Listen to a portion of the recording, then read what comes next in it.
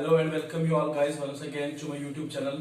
As you know, this is Dr. Ajazan Bhatt. Today we are going to discuss about the balance sheet. Let me tell you about balance sheet क्या होता है. You guys have know about this earlier.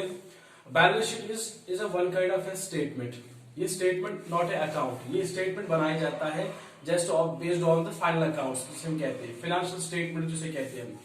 ये एक position statement होता है that can show us What company is in position? कौन सी position पे अभी कंपनी है in terms of assets and in terms of liabilities.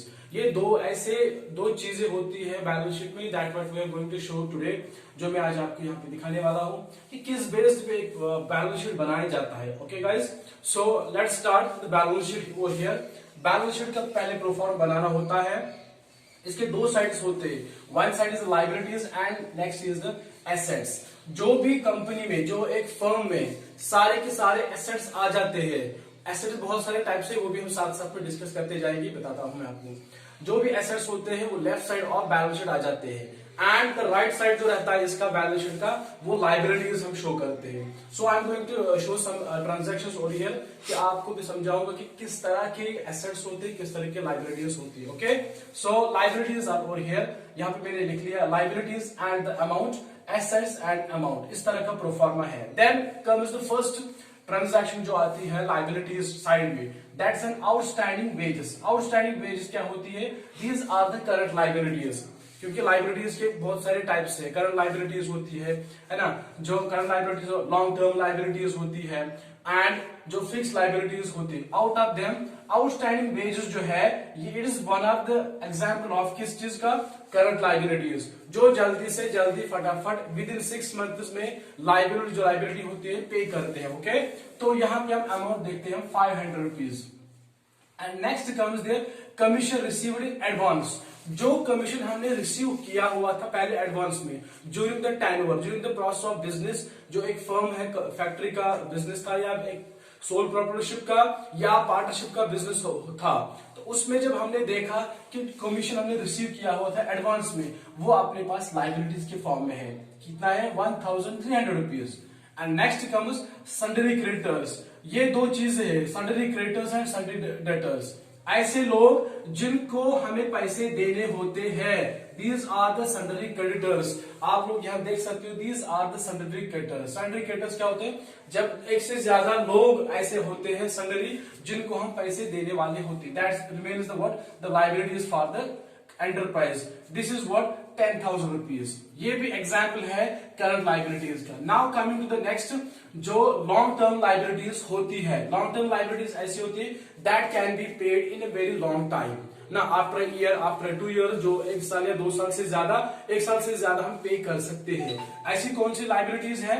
Let's look over here. These are the loan from Ejaz.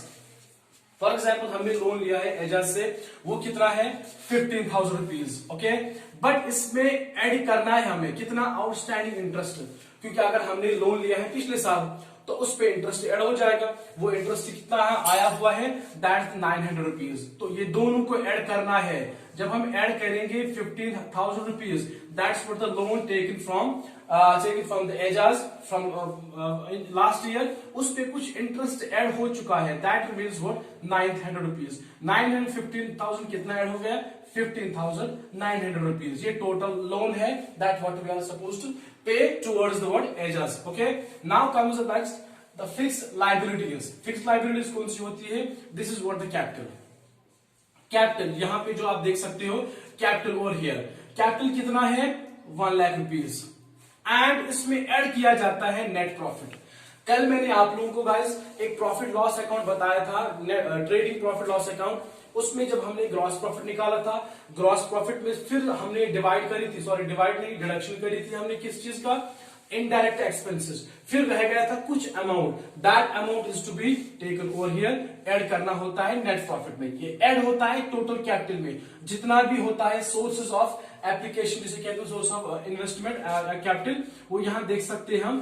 Capital कितना है और उसमें ऐड क्या होगा? Net profit. नेट प्रॉफिट कितना है? 5,575 रुपीज. ये ऐड होगा इसमें. और इंटरेस्ट ऑन कैपिटल, इसमें और भी ऐड करना होता है. जो कैपिटल हमें इन्वेस्ट किया हुआ है किसी काम में, या किसी को दिया हुआ है, या इंटरेस्ट उस पर जो जनरेट हो चुका है, interest on capital, that means what 10,000 rupees, या हमने किसी से पैसा लिया हुआ है, या पार्टनर्स फॉर एग्जांपल पार्टनर से किसी पार्टनर ने इन्वेस्ट किया है capital 1 lakh rupees 2 lakh rupees, फिर उस पे जब हम पे करेंगे that's what interest on capital, वो है 10,000 रुपीज। तो इन तीनों का टोटल करके कितना आया 1,15,575 रुपीज। ओके, ये अभी खत्म नहीं हुआ, इसमें और भी चीजें लेस करनी पड़ती है। ये तो हमने देख लिया कि कैपिटल में क्या होता है, एक तो नेट प्रॉफिट ऐड होता है और इंटरेस्ट ऑन कैपिटल होता है। Now coming to the what, इसमें क्या होता है सब्ट्रैक्शन। सब्ट्रैक्शन हम यहां पे कर सकते हैं, हम लेस ड्राविंग्स, जो ड्राइविंग्स हमने करी हुई है during the tenure of session of business, जो भी लेस हमने ड्राइविंग्स करी है आइदर एक पार्टनर या बोथ पार्टनर्स ने, तो कितने ड्राइविंग्स आई हुई है 18,000 रुपीज। ये कुछ ड्राइविंग्स है जो हमने ड्यूरिंग कोर्स ऑफ एक्शन किया हुआ था बिजनेस के टेन्योर में, वो 18,000 रुपए है। बट उसके साथ इंटरेस्ट ऑन ड्राइविंग्स, क्योंकि एक जो अकाउंट बनाते हैं हम, फॉर एग्जाम्पल जब पार्टनरशिप बनाते हैं हम, तो उस पर अलग से अकाउंट रखते हैं ड्राइविंग दिस अकाउंट। क्यों, जो भी बंदा है, जो भी 2 पार्टनर्स आर सोल पार्टनर्स अलग बात है, जब 2 पार्टनर्स हो बिजनेस में या 3 पार्टनर्स हो, तो वो कभी कभार एक महीने में 10,000 निकालते हैं, दूसरा बंदा इसी हिसाब से निकालता है, तो तीसरा, तो उस पर वो अपने हिसाब से कहते हैं यार हम ये जो अकाउंट बनाएंगे उस पर कुछ इंटरेस्ट भी चार्ज करेंगे, क्योंकि वो बिजनेस के लिए ठीक है। तो यहाँ पे जो इंटरेस्ट ऑन ड्राइविंग्स है, that a person suppose to be paid, that's for the liabilities. Over here that's 500 rupees, 18,500, total कितना आया 18,500 rupees. Okay, then comes what, तो टोटल जहां पे अमाउंट आएगा 18,500 माइनस 1,15,057 रुपीज, तो टोटल अमाउंट कितना देखा हमने 97,075 रुपीज। ये पार्ट था टोटल कौन सा लाइबिलिटीज का, इसका टैली हमने किया 1,24,775, क्योंकि ये जो अमाउंट यहाँ पे आया इसी बेस्ड अमाउंट आना चाहिए, जो यहाँ पे लेफ्ट साइड हम देखेंगे एसेट साइड, वो तभी जाके हमारा बैलेंस शीट पूरा बैलेंस्ड है, तभी जाके हम कहेंगे position statement. Okay, now coming to the asset side. Okay, first is there cash at bank, cash at bank और कैश इन हैंड, ये सारे के सारे कुछ एसेट्स होते हैं जिनको कहते हैं लिक्विड एसेट्स, जो जल्दी से अगर for cash in bank, cash at bank है जो जल्द से कन्वर्ट हो जाएंगे किसमें, पैसे लेने में, दैट्स कॉल्ड, ये इजी गोइंग चलते हैं। लिक्विड एसेट्स कितना है अपने पास amount 20,000 rupees. Then comes sundry debtors, अभी मैंने यहाँ पे समझाया था सन्ड्री क्रेडिटर्स।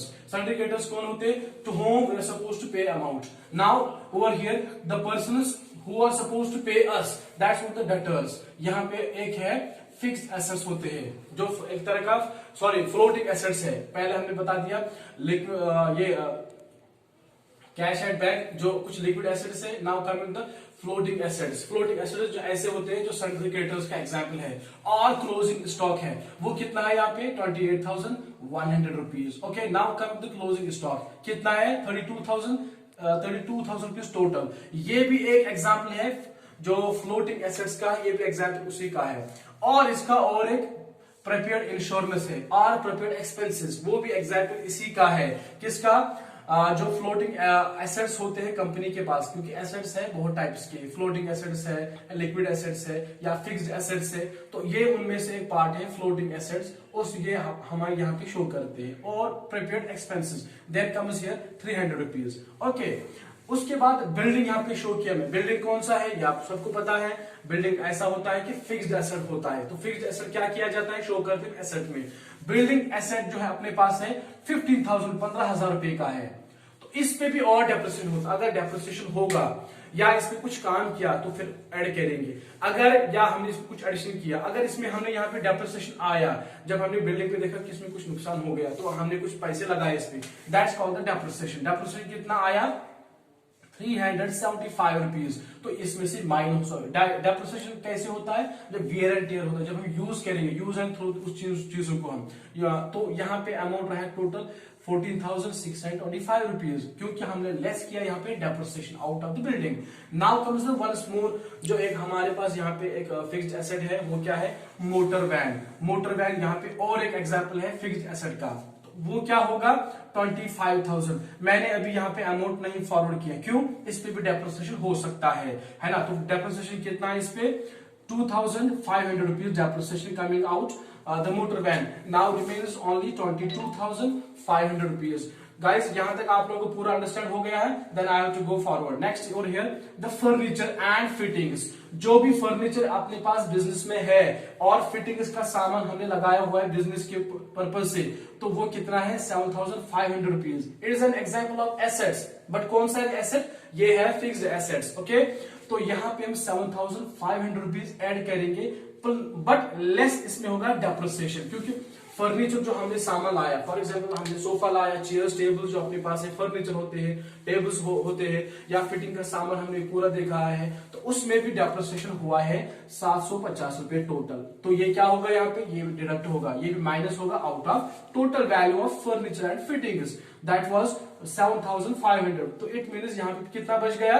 750 रुपए जो माइनस होगा। Now remains only 22,500 rupees. Okay, but उसके साथ साथ एक्रूड इनकम होगा, यहाँ पे जो माइनस करेंगे यहाँ पे बच जाएगा टोटल करके, then comes the accrued income. Okay, accrued income जो यहाँ पे इंटरेस्ट देखेंगे या इनकम देखेंगे हम, तो यहाँ पे इंटरेस्ट जो हमने देखा एक्रूड इंटरेस्ट वो है 500 रुपीज। एक्रूड इंटरेस्ट क्या होता है? जो हमने इंटरेस्ट कमाया हुआ है बट रिसीव नहीं किया है, बट कंपनी के पास रहता है एक तरह का asset, is one kind of an asset, but accrued किसी वो होता है जो हमने कमाया हुआ है, किसी चीज को हमने, फॉर एग्जांपल कोई अपनी जो मशीन है, अपनी गाड़ी किसी बंदे को दे दी है चलाने के लिए, या कोई मशीनरी दी दूसरे डिपार्टमेंट को, क्योंकि डिपार्टमेंट्स होते हैं कंपनी के पास, एक बिजनेस के पास फैक्ट्री, हमने अपनी मशीन दे दी दूसरे बंदे को चलाने के लिए, तो उस पर इंटरेस्ट कमाया है, मंथली या डेली या आवरली बेस्ड, या क्या हमने दिया? डे बेस्ड या वीक बेस्ड दिया, उस पे जो इंटरेस्ट कमाया हमने, तो उसे कहते हैं एक्रूड इंटरेस्ट, जो हमने रिसीव नहीं किया अभी,